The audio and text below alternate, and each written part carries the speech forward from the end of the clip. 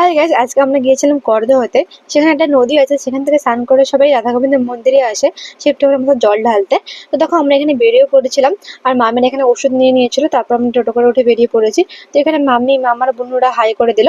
তারপরে যেতে যেতে দেখলাম অনেক কিন্তু জল নিয়ে চলে এসেছিল, আর আমরা কিন্তু সন্ধ্যার আগে আগে যাচ্ছিলাম। তো দেখো তোমাদের যেতে যেতে অনেক ক্যাম্পও দেখিয়ে দিলাম। তো অনেক ক্যাম্পে বসেছিল, তো তোমরা কতগুলো ক্যাম্প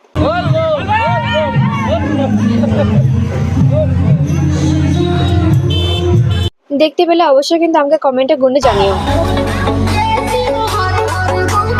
আর আমরা কিন্তু স্নান করতে যাচ্ছি না, শুধু দেখতে যাচ্ছি।